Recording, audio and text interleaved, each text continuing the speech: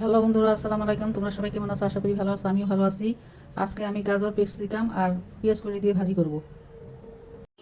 Capsicum কেটে ধুয়ে পরিষ্কার করে নিয়েছি, পেঁয়াজ কলি কেটে ধুয়ে পরিষ্কার করে নিয়েছি, গাজর কেটে ধুয়ে পরিষ্কার করে নিয়েছি।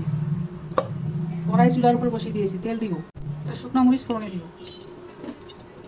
মরিচ ভাজা হয়ে গেছে, এখন পেঁয়াজ কুচি দিয়ে দিব।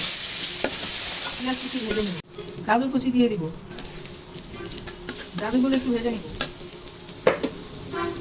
এখন হলুদ লবণ দিয়ে দিব গাজরের জন্য।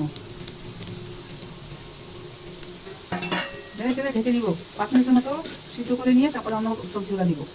গাজর ভেজে নিয়েছি, এখন পেঁয়াজ কলি দিয়ে দিব।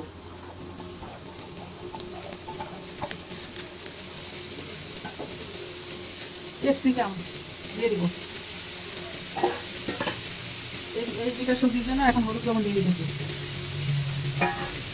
এখন নেড়ে চেড়ে ঢেকে দিব।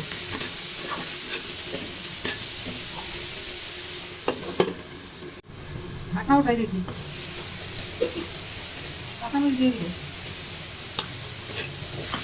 নেড়ে চেড়ে ঢেকে দিব।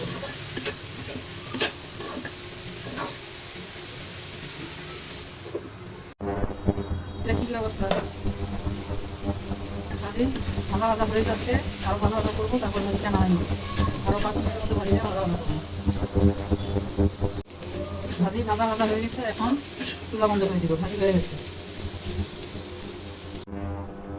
ভাজি রান্না হয়ে গেছে। রান্নাটা ভালো লাগলে একটা লাইক দিও, আমার ইউটিউব চ্যানেলটা সাবস্ক্রাইব করে আমার ফেসবুক পেজ ফলো করো। কোথাও হাফেজ, ভাবে নতুন কোনো রান্নার রেসিপি নিয়ে আবার আসবো।